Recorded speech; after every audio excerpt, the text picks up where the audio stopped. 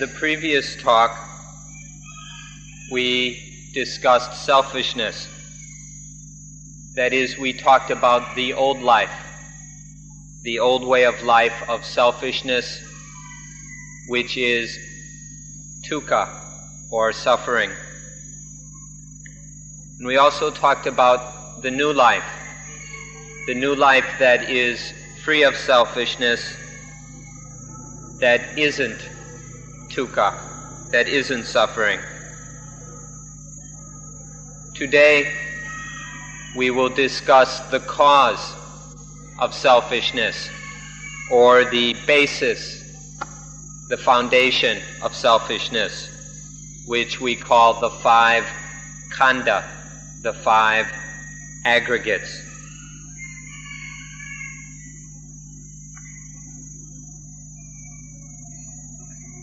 We talked about selfishness as the cause of all kilesa, defilement, of these low and evil satans, which are the base of our problems in life, which bring suffering, pain, dukkha into our lives. Now we need to look at how to get rid of, how to destroy selfishness in order to free life from these problems. And so we'll look into how to destroy selfishness at its very cause.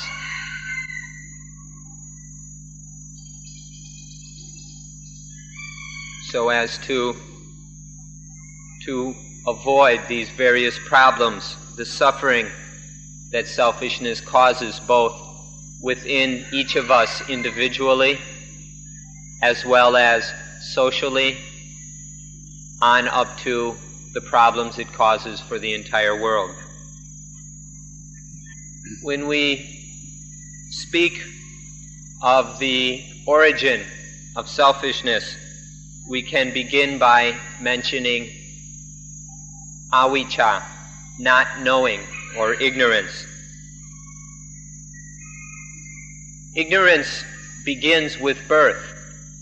We're born lacking knowledge, and then it increases and grows as life continues, causing more and more problems. So we can begin this understanding of the causes of selfishness by examining ignorance. We are born ignorant from our mother's wombs. We lack knowledge. And then as we meet up with different things, they trick us, deceive us, and confuse us, so that ignorance grows and grows. This is something we need to examine closely. The first thing to talk about when discussing the origin of selfishness is not knowing, or ignorance. If we look back to birth, we'll see that when we are born, we don't know anything. We lack knowledge, and this is the meaning of ignorance, not having knowledge. And then after birth, as we make contact with all kinds of different things, then we react to them based on our various impulses and sensitivities and feelings. And this leads to our misunderstanding things, or understanding them incorrectly. We don't see things as they really are. For example, when something lovely or attractive comes by, this leads to, because of our various feelings towards that thing, we fall in love with it, we like it, we react in that sort of way. And then for things which are ugly or unattractive, we follow our feelings and impulses and react towards them with anger or hatred. which is just another kind of misunderstanding. Or there are things which we react to with fear. Because we lack knowledge in the first place, our way of reacting, of interacting with things, is based in ignorance, which gives rise to further misunderstandings, and ignorance grows and grows to the point that our way of living is very foolish, to the point that we see everything as I and mine, that we understand that there is a self, and then even further act selfishly in regards to this self. This is how ignorance is the direct cause of selfishness in this way. In understanding how selfishness happens, we start by examining what we call contact, or patsa or contact. This is something that is taking place all the time in our lives. Our life is full of contacts, one after another after another. There are contact will occur in association with the eyes, with the ears, the nose, the tongue, the body, and the mind. There are these 6 types of contact, or patsa. And on this contact is the starting point for the development of selfishness. When we say contact, what we mean is that the eye, for example, the eye, the visual organ, comes into contact with a form, some sight, some visual object. When eye and form come into contact, then there arises eye consciousness. Eye consciousness. When the 3 come together, when these 3 meet, that is called contact. The same thing happens with the other senses, the ear and sounds and ear consciousness, the nose and smells and nose consciousness, the body, or the tongue, the body, and the mind. In these 6 different ways, there are these different kinds of contact. Although they happen with the different senses, it's essentially the same thing, of 3 factors working together: the eye, the form, and eye consciousness, and so forth, up to the mind, a mental object, and mind consciousness. The 3 factors meeting and working together is what we call patsa, or contact. In life, contacts, these various kinds of contact, are happening over and over, one after the other. Eye contact, ear contact, nose contact, tongue contact, body contact, or mind contact, one after the other, an endless series of contacts. This is the starting point for the growth of selfishness. We study Dhamma by studying contact in these 6 ways. Please understand that the only way to study Dhamma is to study these contacts as they really happen in life.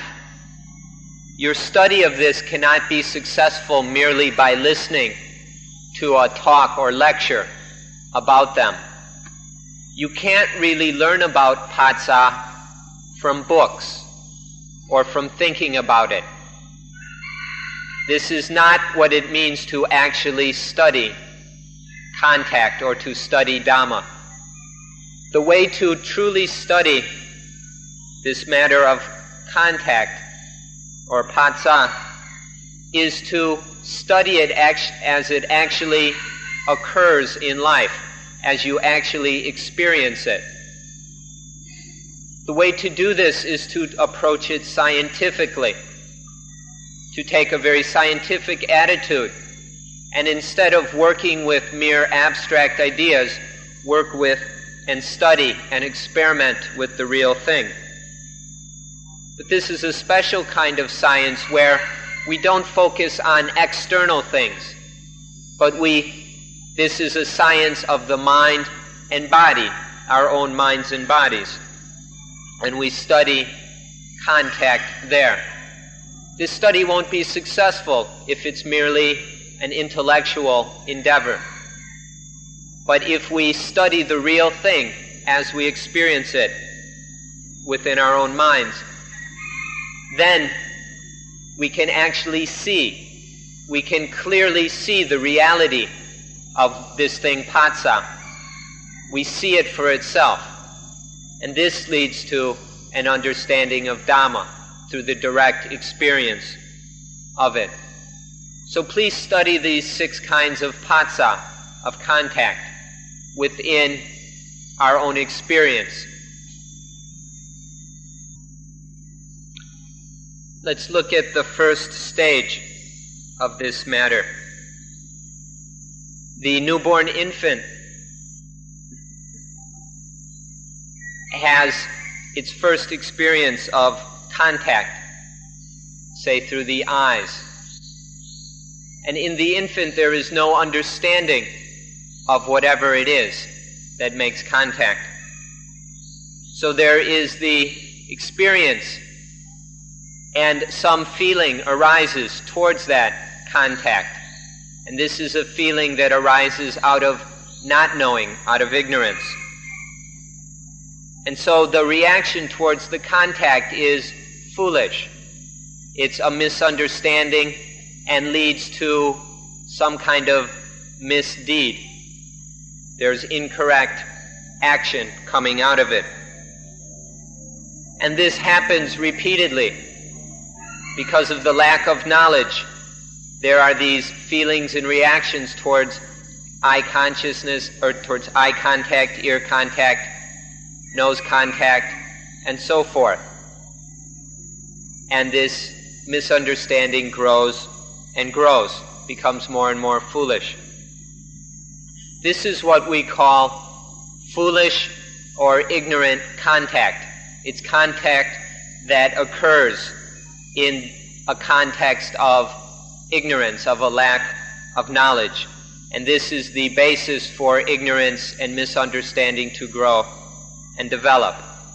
And we say that this is the starting point of selfishness, because when there is ignorant contact, it continues and develops into the view that I am, that there is a self.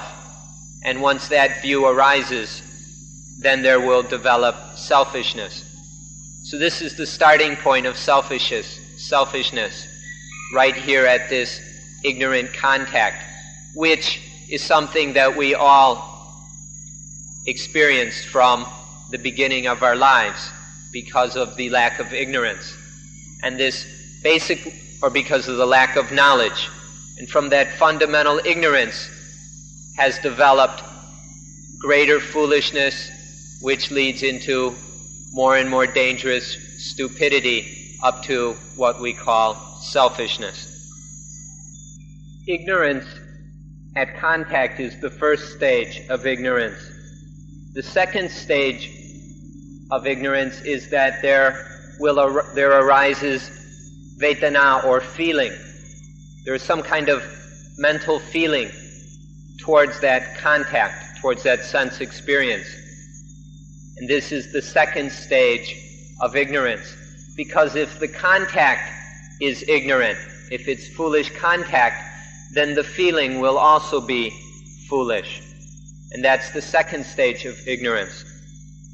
And then when there is foolish feeling, ignorance goes on to a third stage, and there arises desire based on that foolish feeling. And this kind of desire is, of course, ignorant also. It's not wise. And when there is this foolish desire, there will grow the foolish belief that there is a self that desires. There will be an attachment to some I that desires. And then from this belief in a self, foolishness or ignorance becomes complete with the arising of selfishness. So there are these different stages of ignorance, beginning with contact, then foolish feeling, then foolish desire or craving, then attachment, and finally selfishness. Ignorance grows in this way, and the end result is selfishness. It will be impossible for you to understand Buddhism in its truest sense unless you study this matter of patsa and these stages of ignorance. If you can't understand this, if you're not willing to study it and look at it, then it will be absolutely hopeless for you to ever understand the heart of Buddhism. When there is ignorant contact, then there arises ignorant feeling. When there is this ignorant feeling, instead of just seeing the contact as something natural and ordinary, as just that, just a natural thing, instead of reacting and seeing it in this way, there arises ignorant feeling. Sometimes there is pleasure over the thing, or sometimes displeasure, or sometimes a uncertain feeling that is neither pleased nor displeased. All three of these are merely ignorant feeling based in not knowing. This happens when there is not the awareness that it's just a natural, ordinary phenomena. And so when this ignorant feeling arises, then these feelings will happen in different ways depending on the type of object. Different causes will condition pleasant feeling, unpleasant feeling, and neither pleasant nor unpleasant feeling. And then these ignorant feelings will condition various kinds of desire. The ignorance grows into the desire to get whatever it is pleases, or to destroy, to get rid of that which displeases. Or if it's uncertain feeling, that will lead to confusion, doubt, fear, worry, or something like that. So the different kinds of ignorant feeling arise and then condition ignorant desire. And then from these foolish desires, there arises the sense of the self that desires, the self that wants to get or destroy, or the feeling that this is my desire, or my wanting, my craving. So attachment arises because of the different kinds of ignorant desire. And then from that attachment, the sense of I and mine, their ignorance blossoms into selfishness. This is the heart of Buddhism. This, how ignorant contact develops through ignorant feeling on up to selfishness. This is the essential matter of Buddhism. The only way to truly understand Dhamma is to study this matter. You can only study it within your own bodies and minds. It can't be studied in books. So this is what it means to study Buddhism.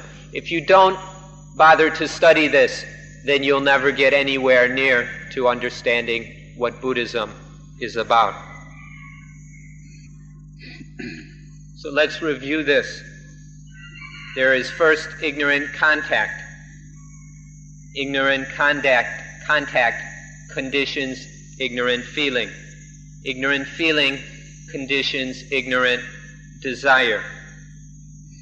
Ignorant desire conditions the feeling or the sense that there is a self, an I, who desires. This leads to the thought, my desire. And this conditions selfishness.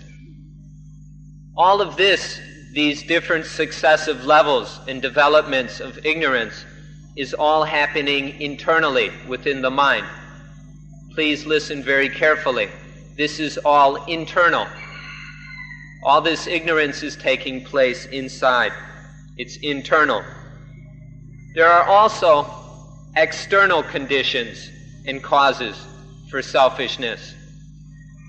The world is full of all kinds of things which incite selfishness, all kinds of strange and terrifying and exciting sight, forms, sounds, smells, tastes, touches, and thoughts.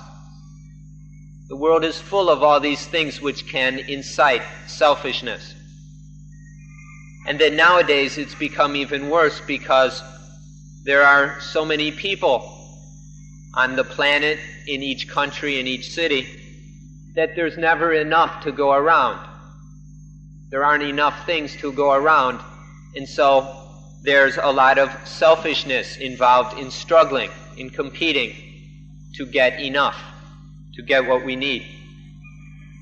So when we take this internal ignorance, which is the internal condition for selfishness, and then we take the external conditions of all these things which incite and encourage and fuel selfishness, along with the scarcity of what we need.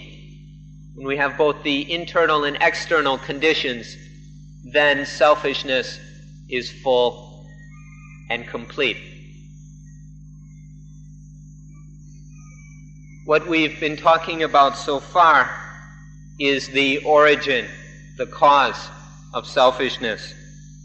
And now what we would like to look at is the basis, or the bases, the foundations of selfishness. Everything that exists must have a foundation, some kind of basis.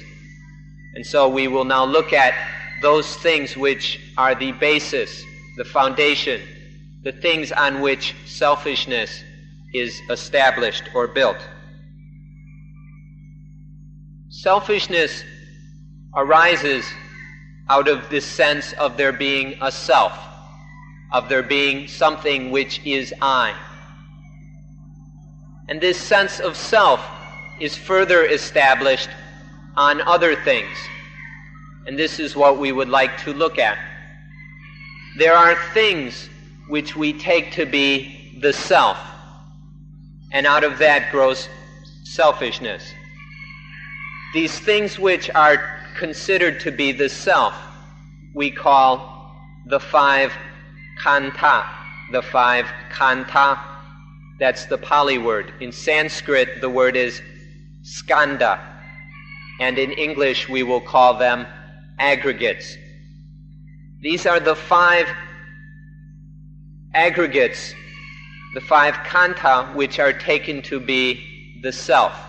This is where the self idea is established.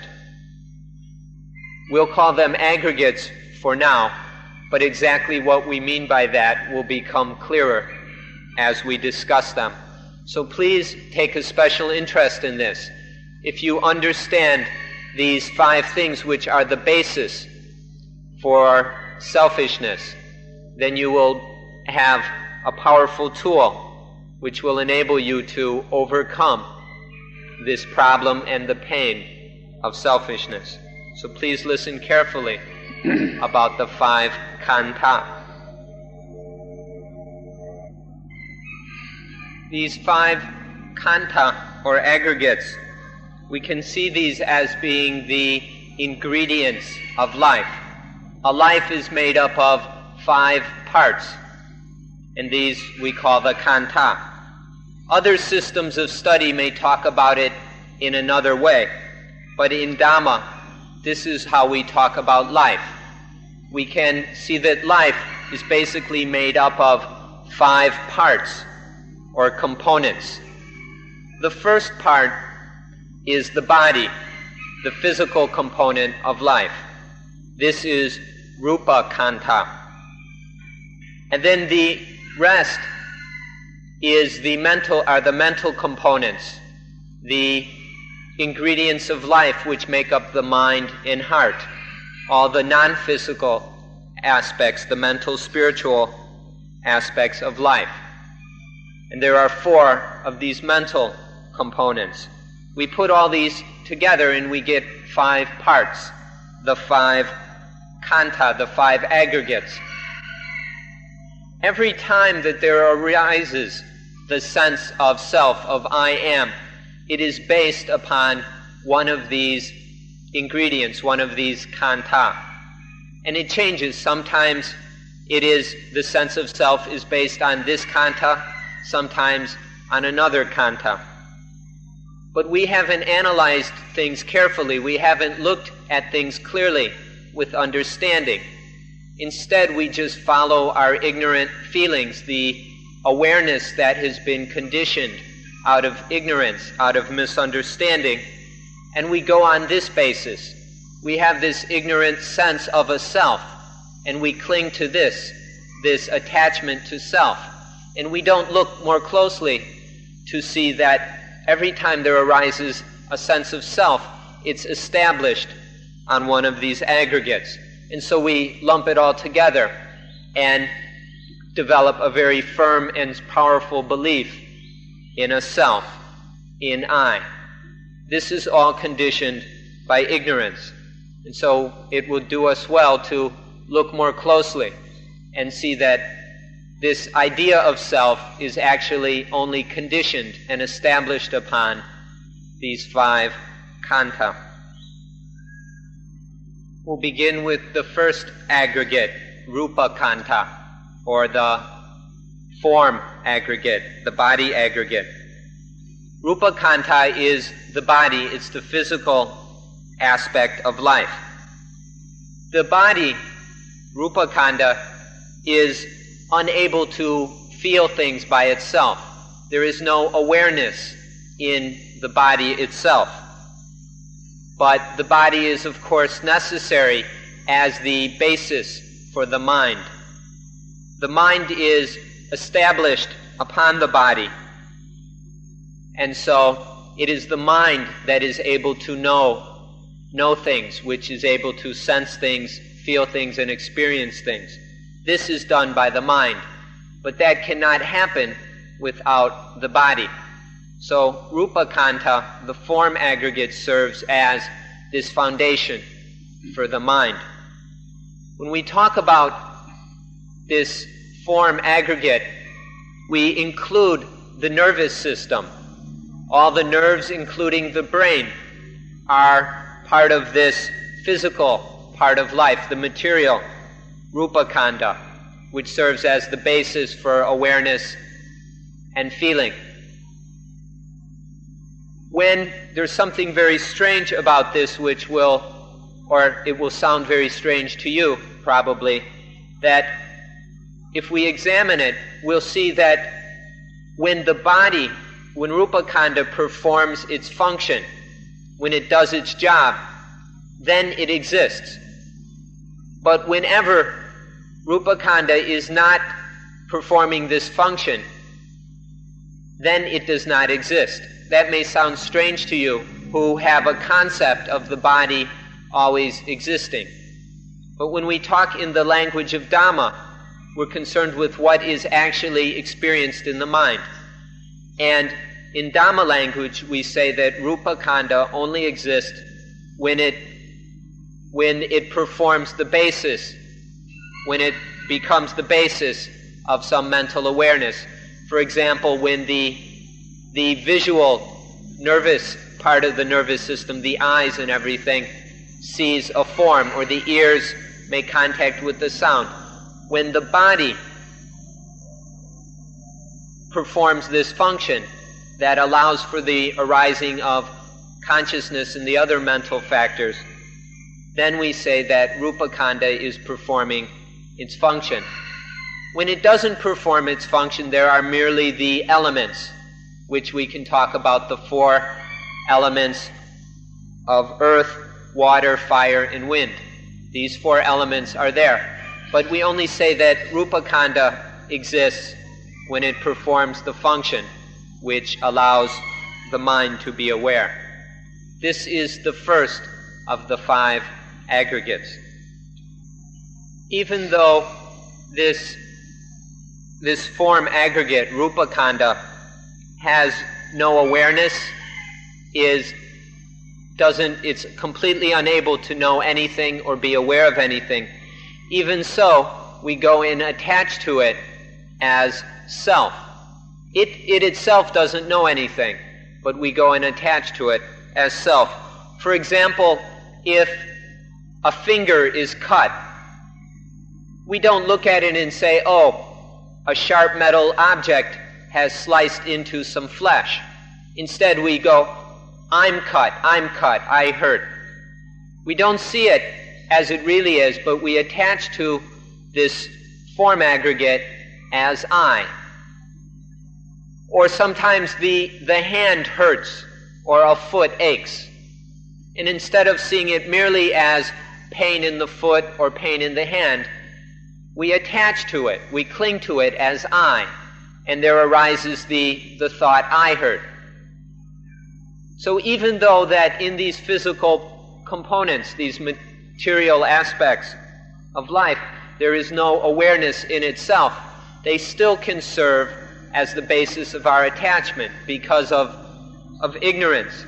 There arises these very foolish, ignorant thoughts that I am cut, I hurt, I'm going to die, and so forth, when it's only something happening to the body. And it doesn't happen just with the internal physical things of our own body. It even can happen with external physical objects, lifeless objects, such as we mentioned yesterday when a child bumps into a chair. There arises an ignorant feeling towards the chair, and the child projects upon the chair the thought that that is a self, and then with anger attempts to destroy and kill the self which has been projected on that chair. We can do this with all kinds of physical objects. These things are lifeless. They're not selves, but still because of the ignorant workings of the mind, we try to destroy or possess these things that we take to be selves, even those outside the body. And so in this way, even lifeless material, insensitive things can be the basis of pleasure, displeasure, and suffering. So the first aggregate is the form aggregate, Rupa Kanda. It has the nature of being hard, insensitive, and material. Then there are the Namakanda, the immaterial, the mental aggregates. And there are four of these.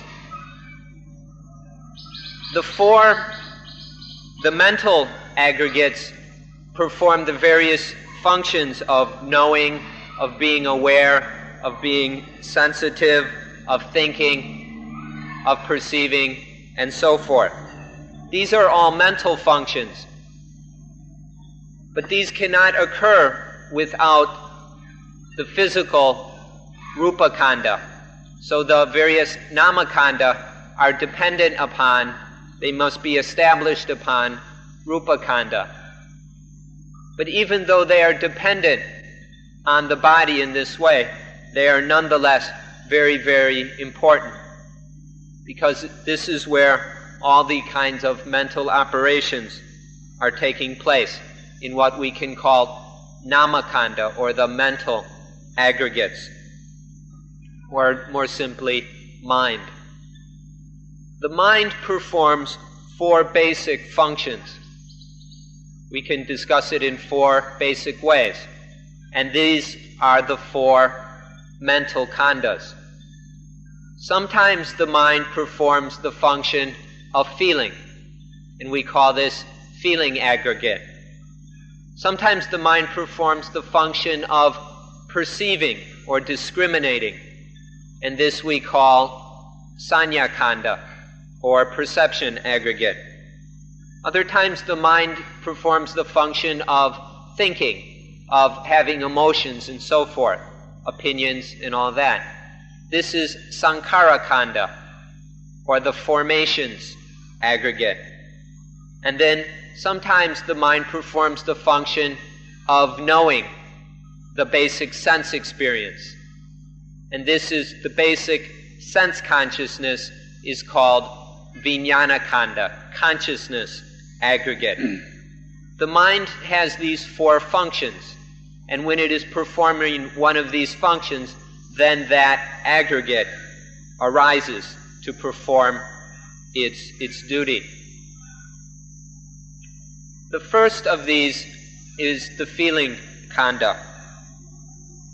When there is some kind of contact, then there arises a feeling towards it. This is a mental feeling of sometimes being pleased, other times displeased, and sometimes uncertain, neither pleased nor displeased. When this function of feeling takes place, this is then the basis for attachment. When there is some kind of ignorant feeling, when there is a foolish feeling of pleasure, displeasure, or uncertainty, uncertain feeling, then there arises the attachment, I feel. The self is identified with feeling. I feel, and this is my feeling. So ignorant feeling becomes the basis of attachment in this way. And so when feeling is attached to, when feeling is taken to be the self, then life becomes this attachment to feeling.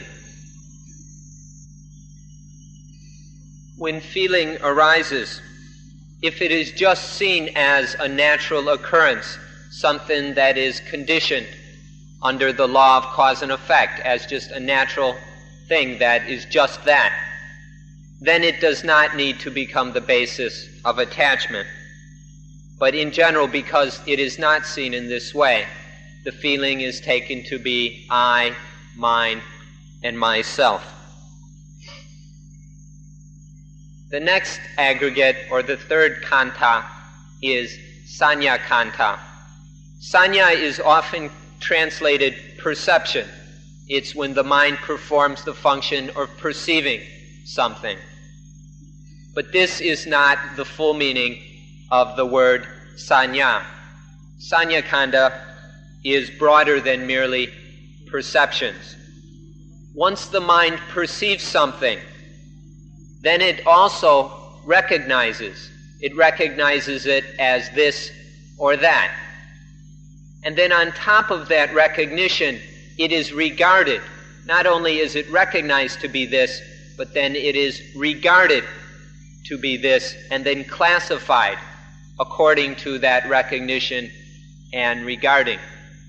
So sanya khanda is more than just perception. It includes perception, recognition, to regard it as that according to how it is recognized, to actually take it to be that, and to classify or categorize it accordingly.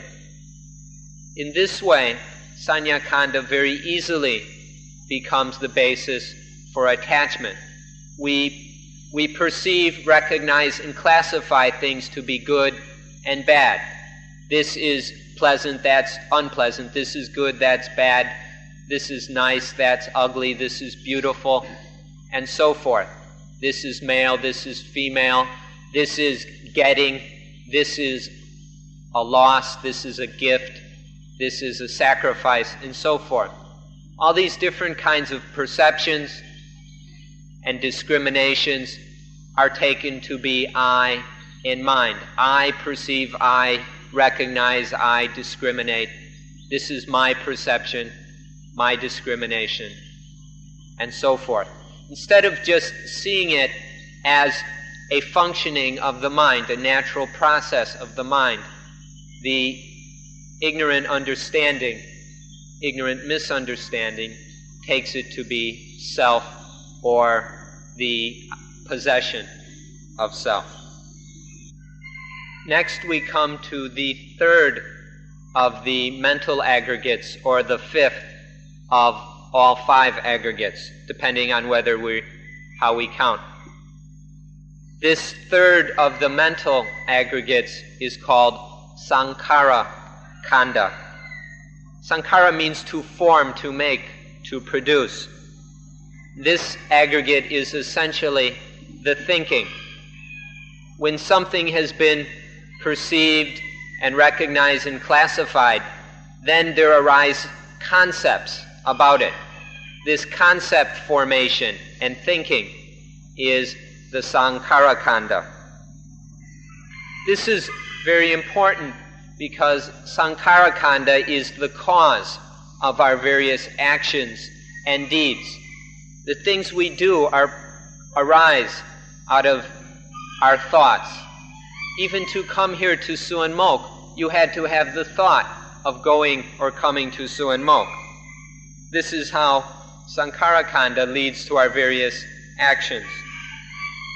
And so if we don't control this Sankhara Kanda, if we allow it to become the basis of attachment and selfishness, then all kinds of dangerous deeds can arise. Sankhara Kanda is the cause of our various good deeds, wrong deeds, right deeds, incorrect deeds, harmful deeds, beneficial, wholesome deeds, and so forth. All these activities arise out of the aggregate of conception, or Sankhara Kanda.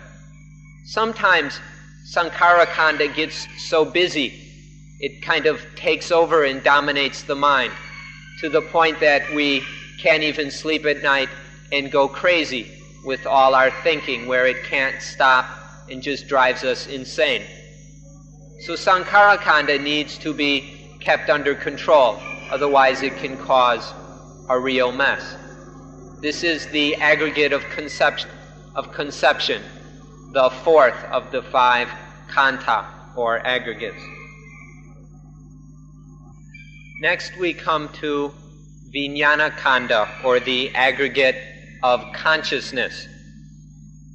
This aggregate of consciousness is the basic consciousness of the objects that contact the various sense apparatus. So it's consciousness of forms, consciousness of sounds, smells, tastes, touches, and so forth. There are these 6 avenues of sensory consciousness. And this basic knowing of the different objects which make contact with life, this is called Vijnana Kanda, or consciousness aggregate. Sometimes we can call it a kind of awareness, but we shouldn't confuse it with the feeling, or the feeling aggregate. This is more of a knowing, just to know whatever object it is that makes contact with life, with the mind. That is consciousness aggregate, and it functions on the 6 sense bases of eyes, ears, nose, and so forth. This is the basic consciousness on which the other khandas can arise. Without this consciousness, the other khandas wouldn't be able to function. So this is very important. It's also the most subtle of them all, and it's the one we tend to overlook the most. But even so, it can still be the basis of attachment, the I am conscious, or my consciousness. And so we attach to even Vijnana Kanda, this very fundamental knowing that is the basis of all experience. This is Vijnana Kanda. It's the last, the 5th of the 5 aggregates, or the 4th of the 4 namakanda, the four mental aggregates. So these are the five ingredients of life. In life, one of these khandas is functioning in every moment of life. And we ought to know which aggregate is functioning right now, which khanda is working at this moment. We ought to be aware of this, be mindful of this. There are these five khandas working in life, performing their various duties. And they are all the same in that each of them serves as the basis of attachment. They can all be the foundation for the feeling of I, for the sense that I am, that this is mine, this is myself. This kind of regarding things as I and mine is always established upon these five khanda. So they are all the same in this way.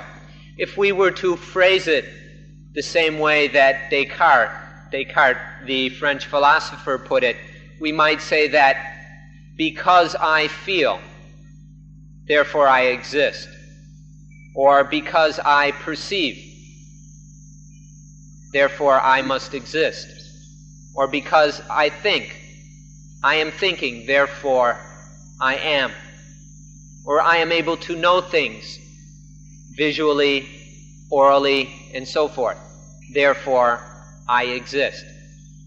Even with the body, because the body is able to do its various functions, we would say, oh, the body does this or that, I exist. This is merely foolish or ignorant workings of the mind, ignorance establishing itself and clinging to one of these five functions of life, one of these aggregates, as the self or as something that belongs to self. And as soon as that happens, it grows, it develops into selfishness, which is the cause of all kinds of dukkha and suffering. So if we understand this, if we examine and get to know these five khandha and see how they become the basis of attachment and selfishness, then we will start to understand how to become free of the pain and suffering that arises from selfishness. In the Pali language, there is a very easy way to express this, and we'll see if we can translate it into English. Pali can express it in a very natural way. It phrases it very naturally, that shows how it's just all a naturally occurring process of natural phenomena, nothing but nature. When something can grow, because it grows, we call it form.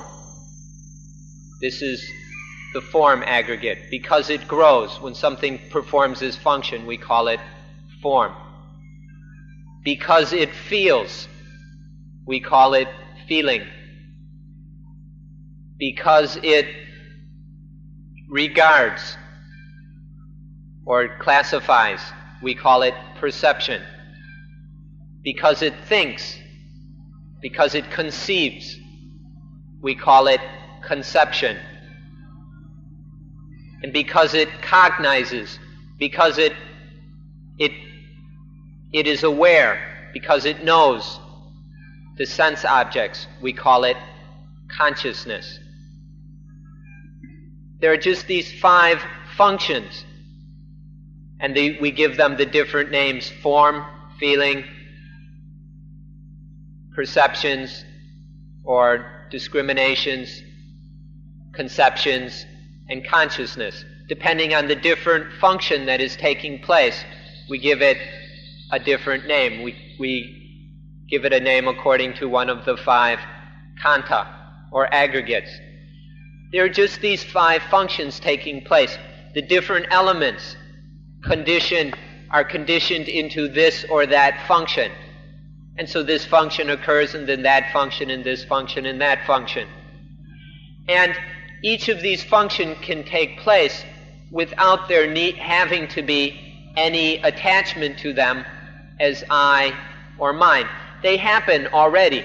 They can happen and function completely well, very smoothly on their own. There doesn't need to be any identification with them as I or mine. They don't have to be clung to or regarded as I, mine, or myself. There are just these 5 functions, and we can give them the various names accordingly. But there is no need at all for the ignorant attachment to them as I and mine to turn them into selfishness and suffering. So now we come to a fact that is very important. We have our own personal conventional truths, or another word for it is our own foolishness and stupidity, which we take to be the truth. And this is that as the 5 khandhas are functioning, we are constantly attaching to that function as I or mine. When the body functions, when Rupa Khandha does its job, there arises the thought, I am doing this or that. When there is feeling performing the function of a feeling, we think, I feel. When Sanya Khandha perceives, regards, and discriminates, then we think, I perceive, I regard, I discriminate. When Sankhara Khandha conceives of thoughts, we think, I am thinking, I am conceiving. And when Vijnana Khandha knows the various sense objects, we say, I am conscious. I cognize these sense objects. Because of our because our minds are trapped under this, what we take to be the truth, but it is based in foolishness and ignorance, we attach to these 5 functions. We say, I am doing this, or this is my body, my feeling, my perceptions, my conceptions, my consciousness. And we do this, we turn all of this into suffering. Buddhism boils down to a very simple fact, that whenever there is attachment to one of the khandhas, then there is suffering. There is some pain within the mind. And when there is no attachment, then there is no dukkha, there is no suffering. But because of our fundamental ignorance, our lack of understanding of how this works, we're attaching to these khandhas all the time. I am this, I am that, I do this, I do that. Over and over, this ceaseless attaching to things as I or mine is constantly brewing up suffering, dukkha, within our lives. Buddhism, the heart of Buddhism, if you're interested in learning what Buddhism is about, comes down to just this one fact, that when there is attachment to something as I or mine, then there is dukkha, suffering. And when there is no attachment, then there is no dukkha, no suffering, no pain. This is what Buddhism is about. We hope that you will be interested in this teaching. We hope that you will be interested in studying the 5 khandha, but studying them as things that we don't have to go and attach to. Studying them as things that are not self, not I, and not mine. If you do so, this can liberate life from dukkha. This will be the end of today's lecture.